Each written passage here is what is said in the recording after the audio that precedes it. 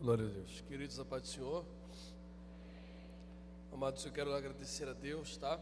Por esse privilégio de retornar à IBJ. Estou muito feliz, muito grato a Deus que o Senhor me permitiu chegar aqui, não muito bem de saúde, mas vai dar tudo certo.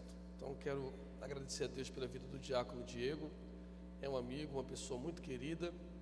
Ele sabe que pode contar comigo sempre que precisar, e eu estou grato a Deus, tá? À noite eu terei mais uma oportunidade, e no domingo, de madrugada, se assim permitir Deus, eu retorno para casa. Então quero agradecer a Deus pela vida do diácono Diego e de todos vocês que estão cooperando mais um ano na IBJ. Fiquei sabendo que ontem o pastor Eliel pregou uma belíssima mensagem. E esse ano tem sido um ano que a IBJ focou bastante, pelo visto, na questão de pregadores. Então, estou muito feliz, muito honrado. Obrigado, Vidia. Obrigado mesmo. Gostaria que eu pudesse estar numa situação um pouco melhor. Tive uma febre terrível ontem, mas vai do jeito que está. Vai do jeito que está. Quantos querem ouvir a palavra de Deus, diga amém. Amados, eu deixei assim, eu acho que mais claro do que está na apostila, creio que é praticamente quase que impossível, tá? Eu pontuei bem, falei sobre os pontos que discutem a situação de Pérgamo, como tendo o trono de Satanás, ainda mais vinculado ao primeiro mártir, como aparece ali no próprio texto sagrado, Antipas, e que foi queimado dentro de um touro de bronze. Mas eu vou fazer o seguinte: o cerne da mensagem aí da apostila de vocês, ele está vinculado à doutrina de Balaão. Então, para a gente não ficar e como eu só terei essa oportunidade de falar com vocês na apostila, à noite é um culto mais livre, mais solto, eu vou tomar um outro caminho, que assim eu consigo dar para os irmãos mais conteúdo. Então, como na apostila está bem detalhado, mas bem detalhado mesmo, eu vou tomar um outro caminho e vou chegar no mesmo objetivo. Mas só vou fazer isso para que eu possa também dar um pouco mais de conteúdo para vocês. Então vocês vão ficar com a apostila, e aí se vocês quiserem anotar, vocês terão um conteúdo para anexar o próprio tema que eu coloquei para vocês na apostila. E acho que quem vai ganhar aí são vocês no quesito de ter um pouco mais de subsídio, um pouco mais de conhecimento para pregar, para me criticar, não tem problema, mas desde que você leve alguma coisa para a sua cidade. Quem entendeu, diga amém. Tá bom? Então vamos lá. Abra sua Bíblia comigo na Epístola aos Gálatas. Faz o quê? 2 anos que eu não venho aqui, Diego? 2 anos, né? 2 anos. Se eu não voltar aqui o ano que vem, eu quero que o cabelo das meninas caia, tá?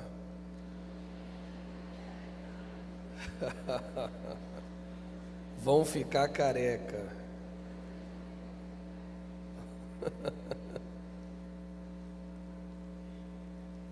Eu nem olhei, mas eu aposto que teve menina que passou a mão na cabeça. Vai começar por você, tá? Você vai estar tomando teu banho hoje à noite em paz, vai cair só algumas mudas. Vamos lá, faça como o pastor ensina. Se o pastor ensina que você pode ficar sentado, você fique. Se o pastor ensina que vocês têm que ficar em pé, coloque-se em pé, respeitando sempre a orientação pastoral.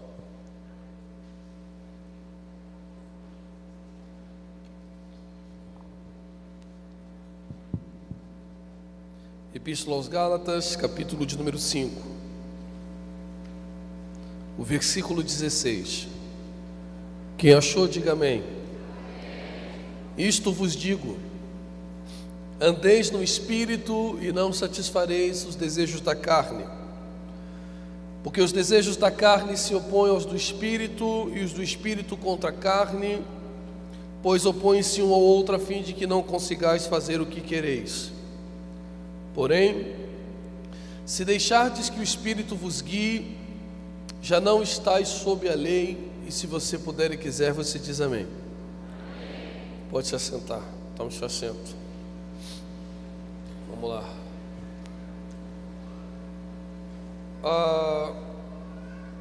Amados, nós não conseguimos nos aproximar de Deus porque queremos nos aproximar dele. Isto é impossível.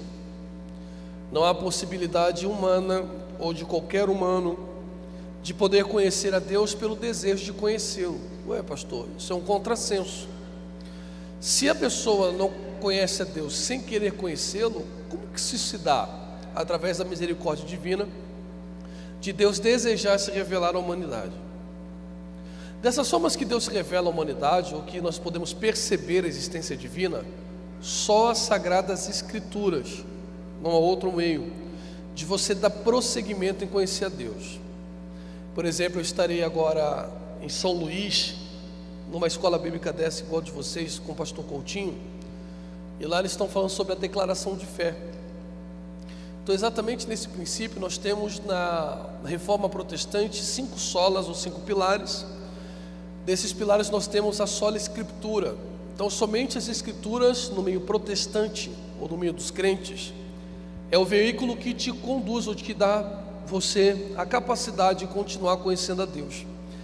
Então, todo aquele cristão que diz que ama a Deus tem por necessidade amar ler os textos sagrados. Conforme você vai lendo os textos sagrados, o que você nota? Que Deus ainda continua tão misericordioso que Ele se reduz ao nosso próprio entendimento. Então, por exemplo, o nosso irmão cantou aqui uma canção em que em determinado momento ele fala qual o sapato que Deus calça. É claro que Deus não calça sapatos porque ele não tem característica humana, Deus não tem contorno. E os textos que diz que os pés, as mãos, os olhos, o ouvido de Deus, nós chamamos isso de antropomorfismo. Nós atribuímos as nossas características a Deus para entendermos como Deus está agindo. Porque se nós não atribuíssemos as nossas características a Deus, ou se Deus não adotasse as nossas características, nós não entendemos quando Ele está trabalhando, quando Ele está irado, quando Ele está feliz, ou antropopatia, que é os sentimentos humanos dados a Deus. Então você percebe que Deus ele vai se reduzindo assim, Diácono Diego, ao nosso intelecto. Porque se Deus não se reduzir, não tem capacidade humana de conhecer a grandiosidade divina. Ao longo do texto sagrado, o que você vai notando? Que Deus ele vai utilizando figuras, e nessas figuras Ele quer que você perceba o modo em que Ele quer se relacionar com você, ou o modo que Ele quer se relacionar comigo. Por exemplo, se você abrir a sua Bíblia lá no livro de Ezequiel, capítulo de número 34, versículo de número 31, vocês verão que o profeta Ezequiel dirá: vós, pois, ó minhas ovelhas, ovelhas do meu pasto. Então, o primeiro sentido, a primeira figura que Deus utiliza é uma figura em que nós somos as suas ovelhas. Naturalmente, Deus é o nosso pastor. Ainda assim, no texto sagrado, nós teremos o Evangelho segundo escreve Mateus, o capítulo de número 13, você pode ler depois, que é a famosa parábola do joio e do trigo. E quando você vê a parábola do joio e do trigo, você sabe que o trigo são os crentes fiéis e o joio são os crentes que não servem a Deus como deveriam servir. Evangelho segundo escreve Mateus, capítulo 5, versículo 13, versículo 14. O apóstolo Mateus, ele dirá: olha, vocês são o sal e a luz e o sal deste mundo. João capítulo de número 15, Cristo dirá: eu sou a videira verdadeira, vocês são os ramos, e aquele que está em mim e não dá fruto é cortado e jogado no fogo. Em 2 Coríntios capítulo 11, versículo 2: porque o zelo que tenho por vós, com o zelo que vem de Deus, visto que tenho preparado para vos apresentar como uma virgem pura a um só esposo, que é Cristo. Eu gostaria de me ater com vocês aqui durante alguns minutos sobre a segunda epístola aos Coríntios, no capítulo 11, versículo 2, a qual o apóstolo Paulo está dizendo que ele prometeu nos entregar a Cristo como uma virgem pura. E obviamente isto aqui está inferindo-se um casamento. Então o texto sagrado está dizendo que assim como Ele quer que você se sinta a ramos, sal, luz, ovelhas, trigo. Ele quer que você se sinta como uma mulher prometida a um casamento. Então, todo momento que você trata do casamento da igreja com Cristo, você percebe que Cristo e a igreja estão comprometidos, prometidos um ao outro. E a igreja nunca será masculina, a igreja sempre será feminina. Então nós somos uma noiva ou esposa prometidas a um único marido, a saber, Cristo, que é o nosso esposo. Só que essa ideia de casamento não é uma ideia do Novo Testamento. Não é só a igreja que foi chamada de esposa. Isaías, capítulo 54, versículo 5, o profeta diz: porque o teu Criador é o teu marido, o Senhor dos exércitos é o teu nome, e o Santo de Israel é o teu Redentor. Ele é chamado Deus de toda a terra. Ora, o que Isaías está dizendo? Assim como no Novo Testamento, o Antigo Testamento, todas as vezes que alguém se relaciona com Deus, ele sempre desejou essa figura. Vocês estão num casamento, ou vocês estão prometidos a um determinado marido. Dentro desse intuito, o que você deve estar raciocinando? Pastor Carlos, existe diferença entre os casamentos do Ocidente com o Oriente Médio? Existem vários. Dentre os vários, eu vou só falar um e vou pontuar uma coisa só para nós ganharmos tempo. Existe um documento rabínico, não está na Bíblia, repetir, não está na Bíblia, chamado de Ketubá. A Ketubá é um documento nupcial onde os cônjuges declaram ao outro o que farão ao longo do casamento. É mais o homem que declara à mulher o que ele fará por ela ao longo do relacionamento. Então o casamento do Oriente Médio é um casamento mais contratual. Então a ideia deles é que o casamento exige das pessoas alguns pontos de deveres para que a relação dê certo. E eu aí acrescento, quer ver? Quem aqui já discutiu com pai e com mãe? Levante a mão, por favor. Só quem discutiu com pai e com mãe. Irmão, você nunca discutiu com a sua mãe e com seu pai? Levante a mão em nome de Jesus. Não é possível. Já discutiu. Então, se você discute com quem te gerou, o que você entende? Que toda relação com o outro, ela está vinculada à capacidade de você abrir mão de você mesmo. Então, eles dizem que o contrato, ele é um símbolo que deixará a pessoa ciente de que ela não terá só direitos ao longo de uma relação, mas também terá deveres. Já no Ocidente é diferente, porque no Ocidente o casamento está pautado no amor. Então quando você ama alguém, você quer ver com que esse alguém sorria, ou que ele se sinta bem ao longo da relação que ele tem com você. Então vou explicar melhor. Quem ama quer ver o outro sorrindo, quem ama quer ver o outro feliz. Isso aí já por si só já é um contrato. Se eu quero ver o outro feliz, eu não preciso assinar um papel.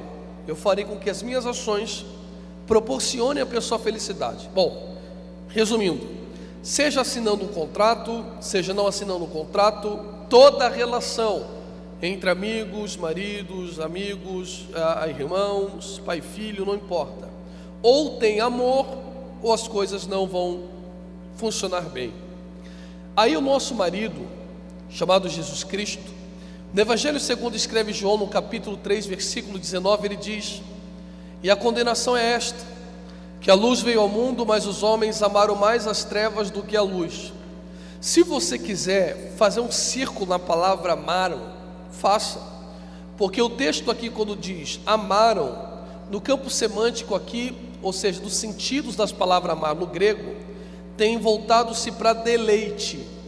Então se você quiser, você pode colocar aí na sua Bíblia, que nosso marido disse que entre as trevas e a luz, nós homens amamos mais nos deleitar nas trevas do que na luz. E você pergunta: pastor, por que nós nos deleitamos mais nas trevas do que na luz? E o versículo 19 continua dizendo: porque as suas obras eram más. A palavra amar aqui, ela tem um sentido de ética e moral. Então olhe para mim aqui que eu vou explicar para a gente mergulhar, tá? E eu não te cansar mais. Vamos supor que eu vim lá do hotel para cá a pé, um calor desse, morrendo de sede, encontrei esse copo com água aqui em cima do púlpito. O fato de eu estar com sede não justifica que eu tenho o direito de pegar o copo e tomar a água. E por que não justifica, pastor? Simples, porque eu não sei se a água pertence a mim. possa ser que esse copo foi colocado aqui por outro, ou pertence a outro, ou alguém esqueceu. Então isso é ética, ética é princípio. Então por ética o que se ensina? Não coloca-se a mão nas coisas que não pertencem a você. Primeiro você pergunta se pode, para depois você poder colocar as mãos. Maravilha. A moral é a avaliação do que faço com o que sinto. Não existe moral sem que haja ética. Então a ética é o princípio e a moral é quando o meu desejo está confrontando com o princípio. Beba água, não bebo, estou morrendo de sede, eu devo beber água, não devo beber água, é de alguém, não é de alguém. Então a minha moral está sendo confrontada.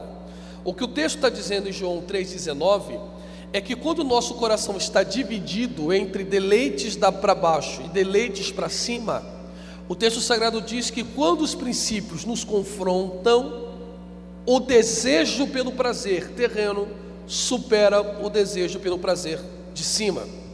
Então nós temos um grande problema aqui essa manhã na IBJ. Qual é o problema?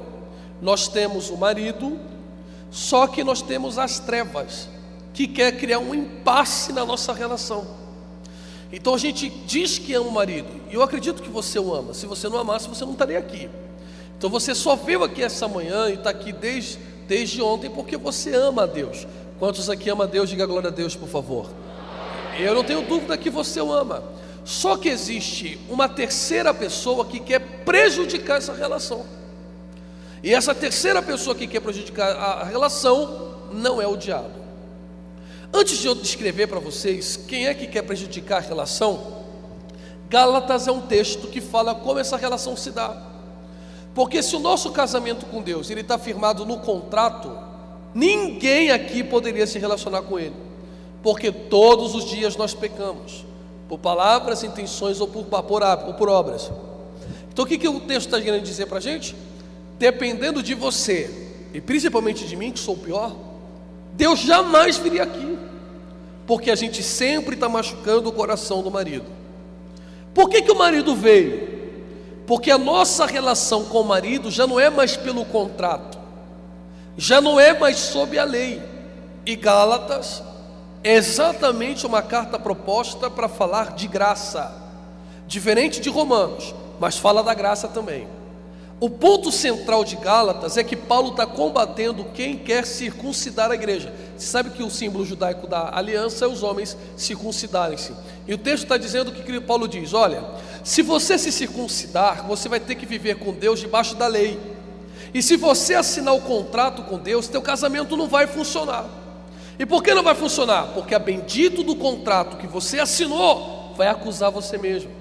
Então Deus está, se fosse pelo contrato, jogando a mulher fora. Mas como Deus diz que Ele é o juiz da vara de família e não nos dará a carta de divórcio, Ele precisa criar um meio para essa relação funcionar. E essa relação com Deus, ela vai funcionar exatamente por conta da graça.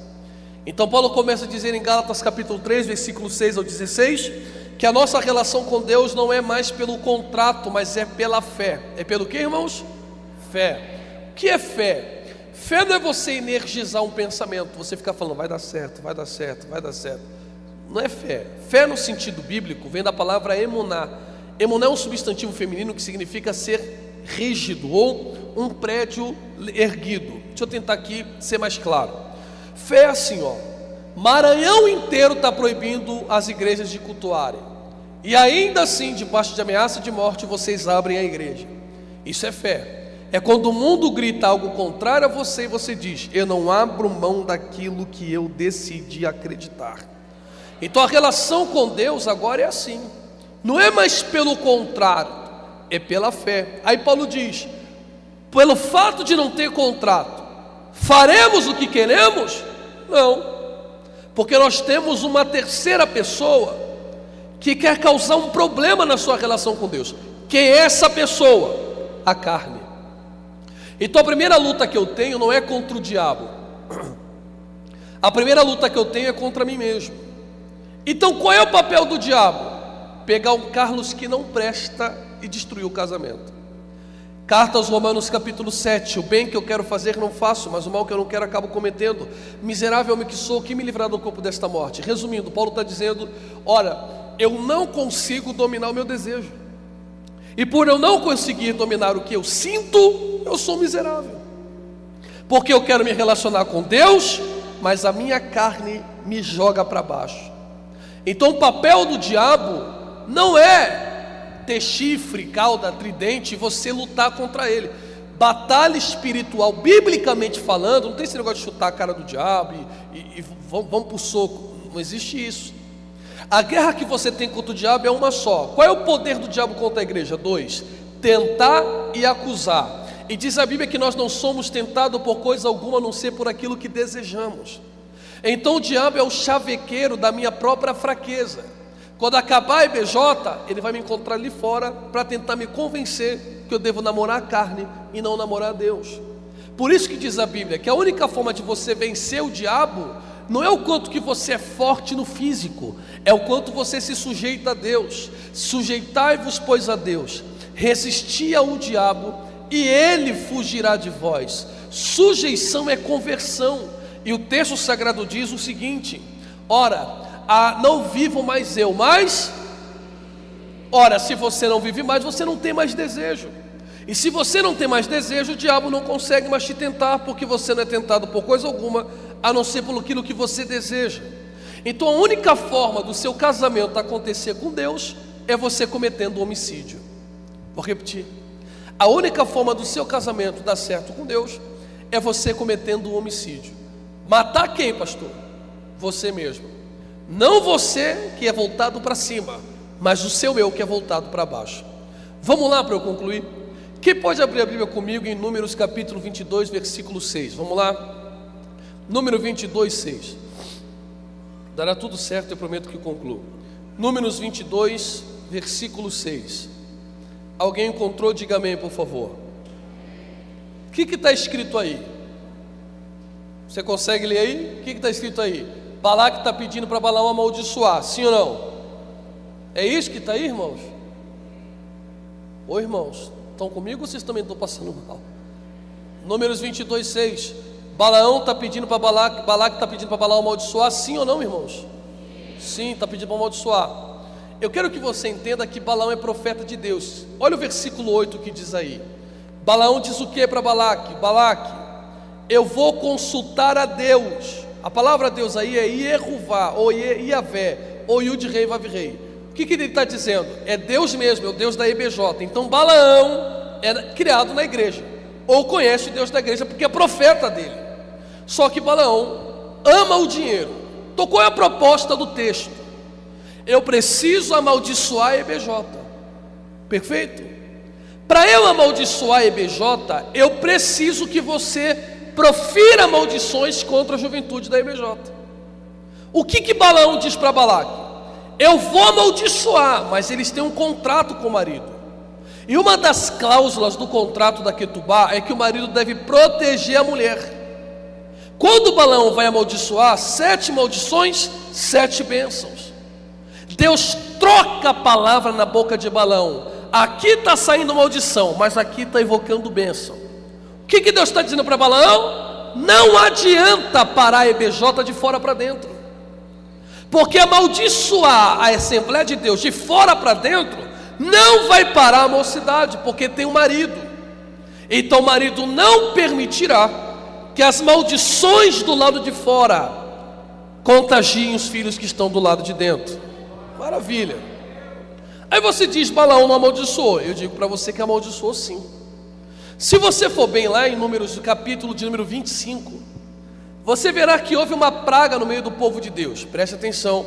Uma praga no meio do povo de Deus e matou 20 mil israelitas. Quantos israelitas, irmãos? 20 mil. Que praga é essa? É a praga de Baal-Peor. Olhe para mim que eu vou concluir. Qual é a praga de Baal-Peor? Lá em Números 31, versículo 16, Moisés, olhando para o povo, disse: olha, EBJ, vocês precisam se lembrar da ocasião que Balaão gerou em vocês. O que Balaão gerou em nós? Ele olha para Balaque e diz: Balaque, amaldiçoar a EBJ de fora para dentro não vai funcionar, porque colocar o nome dos jovens da boca de sapo, encruzilhada, acender vela, amaldiçoar, baixar decreto de governo, não vai parar a igreja tem dono. Agora, para você parar a igreja, tem que ser de dentro para fora, porque o marido da igreja é ciumento. E o marido, por ser ciumento, não vai admitir a igreja trocar olhar com a carne. O que a gente faz? Manda mulheres lá. Dentre essas mulheres, a filha de Balaque, que é Cosbe. E Cosbe pega na mão de Zinri, leva para a tenda, tem relação sexual com Zinri, até aí não tem problema. O problema é que através dessa relação eles vão para o culto de Baal Peor. E aí quando você começa a cultuar Baal Peor, a palavra Baal é marido. Aí Deus diz assim, 2 maridos não vai funcionar. Então se você quer Baal, não quer a mim, eu tiro a minha mão do casamento. Resultado, 20 mil morrem. Conforme a matança acontece, todo mundo chora. Todo mundo o quê, irmãos? Só Finéias. Deus não disse, Finéias, resolva o problema. Finéias, o remédio é isso aqui. Finéias, faça isso aqui. Finéias, sem Deus mandar, ele pega uma lança, vai na tenda de Zinri, mata Zinri e Cosbe. Quando mata os 2, a praga cessa. Aí Deus diz para Moisés, levanta, para de chorar, porque aquilo que atrapalha a nossa relação não se resolve chorando. Ou você mata, ou aquilo que está destruindo a nossa relação vai matar você. Ele pega a lança, matou. E a palavra Zinri, na verdade a palavra não, Zinri vem da tribo de Simeão. Simeão vem da palavra Shema, Shema vem da palavra, Shimon vem da palavra Shema, Shema significa ouvir. Então o que ele está fazendo? Deixa eu matar aquilo que está me fazendo ouvir o que Deus não se agrada. Então ele entra na tenda daquilo que corrompe a relação dele e mata Zinri. Só que a palavra Simeão, que é Shimon, pode vir também de Shan Avon, que significa existe iniquidade. Quem é Finéias? É aquele que está disposto a matar tudo aquilo que corrompe a sua relação com Deus. Quando ele mata o órgão corruptor, Deus olha para Zinri e faz o quê? Para Finéias e diz o quê? Você será um sacerdote. A palavra sacerdote vem da cadiano, ou se curvar, ou do hebraico colocar-se em pé. Como a gente não sabe o significado da palavra, a gente traduz a expressão como aquele que se desce, e quanto mais desce na presença de Deus, mais Deus o levanta sobre a face da terra. Resumidamente, você só tem uma oportunidade esta manhã. Ou você volta para o hotel, ou para onde você está descansando, relacionando-se com aquilo que Deus não gosta, ou esta manhã, você pega a lança na sua mão e mata tudo aquilo que Deus não está se agradando. Se você matar aquilo que Deus não se agrada, você será sacerdote. Agora olhe para mim aqui, EBJ.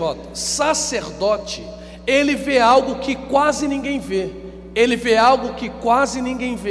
O que é que todo mundo vê? Shekhinah, que as pessoas chamam de Shekinah e não tem problema, é a presença. Shekhinah é o que, irmãos?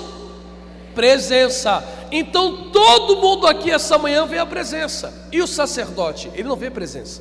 Ele vai no santíssimo lugar, e na tampa do propiciatório da arca, ele vê a glória, e a palavra glória é kavod. Kavod é o peso real da glória de Deus. Há uma grande diferença entre você ver Deus se manifestando e entre você mergulhar na glória. Alguém já está entendendo, está glorificando a Deus.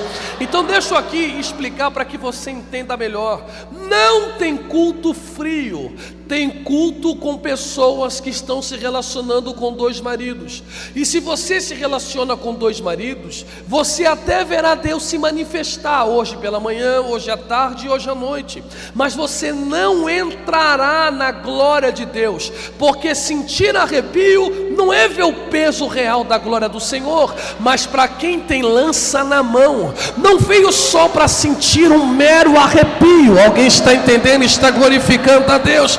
Levante a mão mais alto que você puder. Isto, não baixe a tua mão, não baixe a sua mão, essa mão ungida que você levantou. Ajude esse pregador adoecido a pregar. Me ajude, coloque a mão no ombro do jovem que está ao seu lado. É para fazer e não faz o fino não, não faz o chique não. Chacoalha esse jovem para perturbar e diga para ele: não depende de pregador, não depende de cantor, não depende de ar-condicionado ou de caixa de som.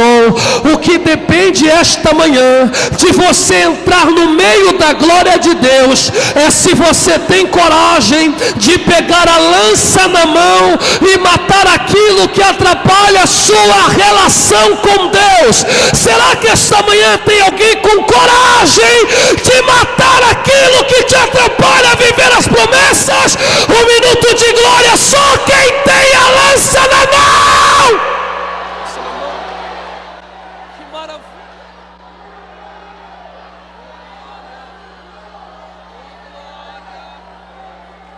Vai dar glória a Deus ou você só quer ver a presença? É por isso que nessa manhã vai ter dois tipos de jovem: os que vão reclamar dizendo: ih, o pregador está doente, está meio devagar, eu não senti nada. É que para você isso aqui é teatro, eu tenho que fazer alguma coisa para te alegrar. Mas para quem tem a lança na mão, acordou 7 horas da manhã dizendo: eu estou com sede de Deus, eu vou chegar naquele templo e eu não vou embora se a glória de Deus não invadir. Só quem tem coragem dá um pulo dessa cadeira, um grito de glória: mata essa carne. Pega a lança na mão, lança na mão.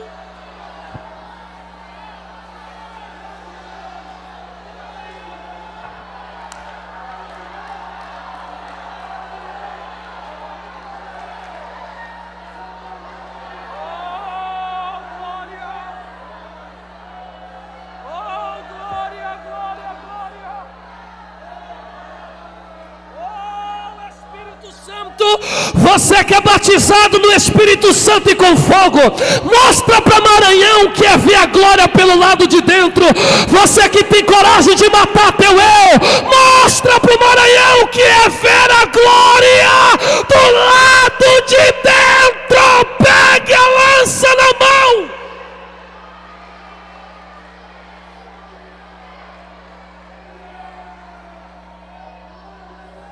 Eu vou concluir.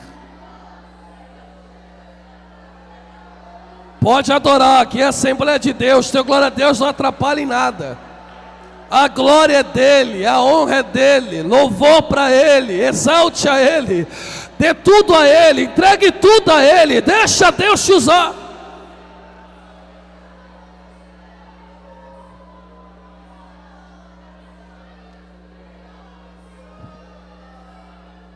Eu vou concluir. Eu não quero ser apelativo. Eu não quero ser aqui alguém que joga para a galera. Mas lá no meu estado tem uma música que está fazendo muito sucesso, importada dos Estados Unidos, chamada de trap. Olha, até os próprios americanos é uma música de gangue, tá? Sabe? E aí eles exaltam o uso de droga.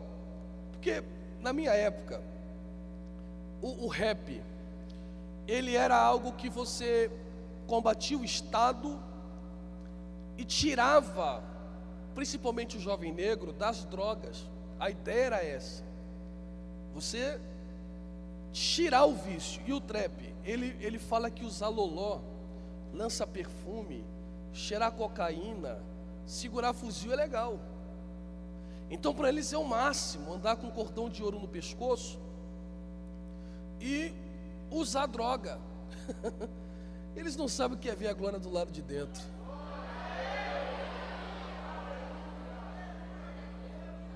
É por isso que não dá para entender. Ô meu filho, eu vou aproveitar que isso aqui está fechado só entre a gente. Deixa eu te dar o papo retão aqui para você.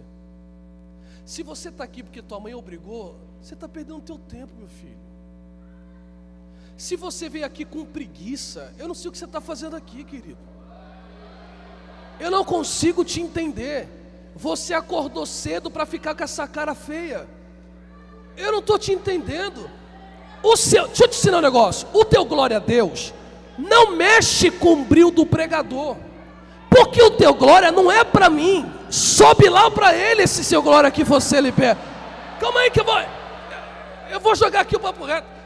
Olha, carnaval, as pessoas compram uma fantasia de R$2.000, que nem tapa o corpo inteiro, é um pedaço de pluma, e ficam se requebrando 50 minutos por R$2.000. 50 minutos se requebrando, feito uma minhoca no chão quente, para não ganhar nada. Mas você, que tem a oportunidade de ver a glória do lado de dentro, porque diz a Bíblia, não é o pastor Carlos, e agora diz a Bíblia, podemos nos achegar diante do trono da graça com toda ousadia. Por que eu posso me achegar? Porque quando Cristo disse está consumado, o véu se rasgou. Então você acordou 7 horas para chegar aqui e ficar do lado de fora da porta. Seu negócio é piada, tira sarro de quem pula, tira sarro de quem fala língua estranha. Você não consegue ver a glória do lado de dentro. Só conhece de iPhone, só conhece de perfume, só conhece de série da Netflix. Eu vim pregar para uma legião de jovens que conhece de tudo isso, mas quando chegam na presença de Deus, querem ver a glória pelo lado de dentro. É isso. Oh glória. Eu vou encerrar.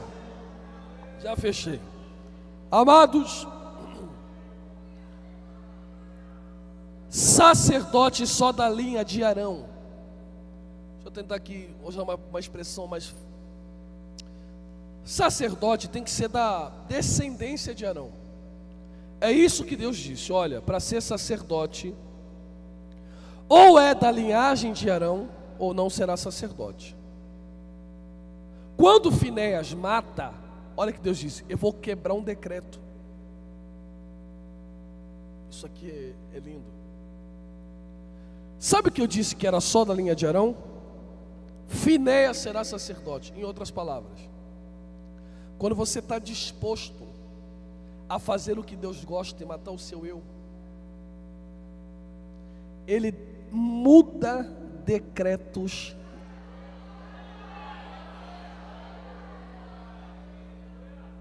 Como à noite eu estarei pregando mesmo, não só batendo tópico com vocês, essa manhã eu quero fazer diferente.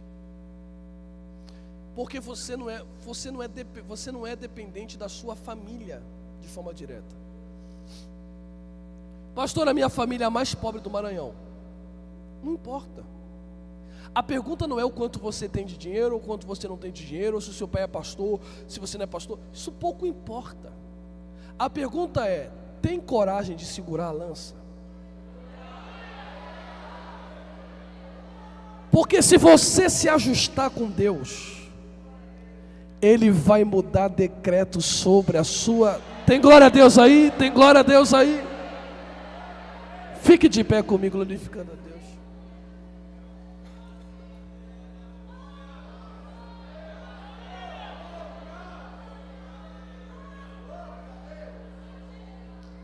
Diga para 3 jovens, esta manhã Deus quer mudar a sua história. Diga para ele. Não, diga com força.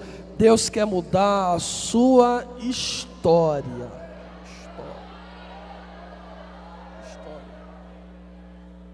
Mas quem decide é você mesmo. Ou você faz SBJ, mais uma EBJ, ou você faz SBJ. A oportunidade de ver a glória pelo lado de dentro. É a decisão. Lembra que está escrito aí em Pérgamo, eu não sei quando vocês receberam a apostila. Receberam ontem que vocês ganharam a apostila, foi antes? Quando vocês receberam a apostila, lembram? Ontem? Hoje? Fique em pé que eu vou encerrar. Pérgamo, ela recebe elogio de Deus.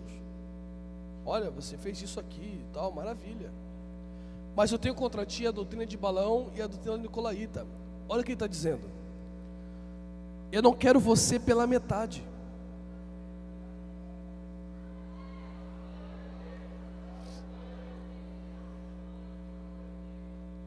Como eu já mostrei para vocês que a doutrina de Balaão é fermentar dentro, o que ele está dizendo para Pérgamo é o seguinte: eu não quero que você seja bom do lado de fora e fraco pelo lado de dentro. Então, valente e fraco é bom para cantar, é bom para pregar, é bom para tocar, é bom para pintar paredes, é bom para estelagem, mas na hora de vencer a si mesmo, Pérgamo não se vence. Aí ele diz: se você não se vencer, eu virei a ti como um juiz que tem a espada na boca. Espada na boca é juízo. Ele está dizendo: ou você traz juízo para você mesmo, ou eu vou ser obrigado a trazer.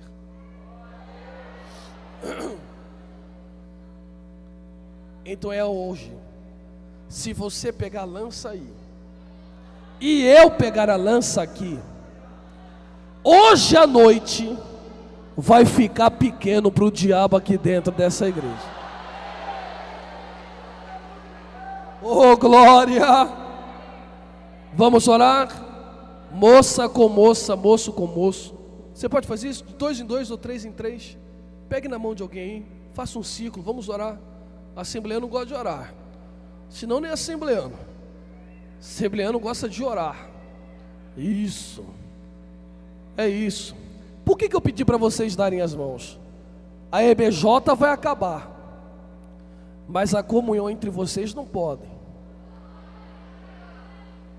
É um segurando na mão do outro e o diabo passando vergonha aí do lado de fora. Alguém está entendendo isso? Nós vamos orar. Antes de orarmos, se não for pedir muito, diga para essa pessoa: não me condene, me ajude. Feche os olhos aí, por favor. É hoje. A porta da sala do trono está escancarada para você.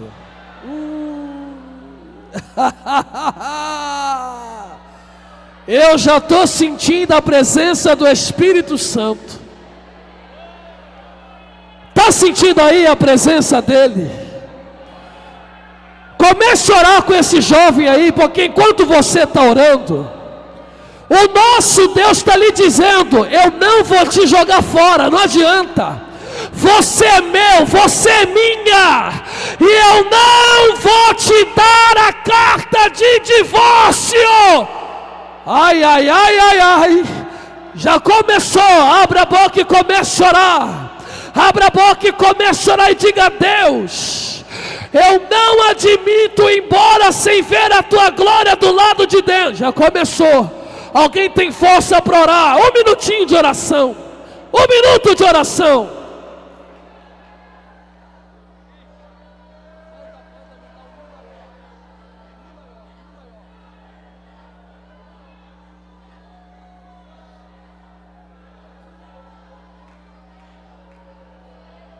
Entra na glória, entra na glória, entra na glória, entra na glória, entra na glória. Vence a carne, vence o cansaço, vence o sono, vença o calor. Estamos diante daquele que tudo pode. Está lhe dizendo: é o mundo sentenças, é o mundo decretos. Eu faço tudo novo.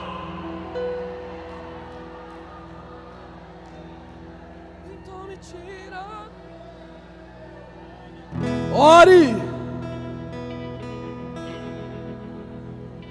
Então me tira o medo. Me ajuda a voz rouca. Que me faz dizer: Moisés, suba em meu lugar. E me faz entender. Ajude que a minha voz já acabou. Chuva forte é você, vento. Bora, EBJ! Dá lugar, EBJ! A porta é você, coisa fechada é você, é tudo sobre você. A terra clama,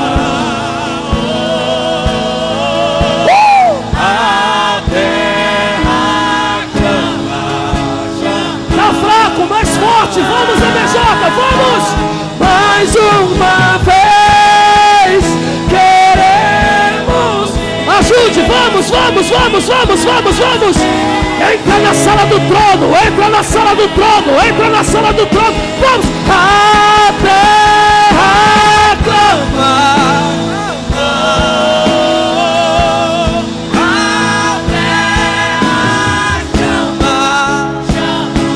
Saia da zona de conforto! Saia da zona de conforto! E diga a Deus, derrama teu Espírito! Me encha do teu Espírito! Me encha do teu Espírito! Me encha do teu Espírito! Me encha! Deus proverá quando a gente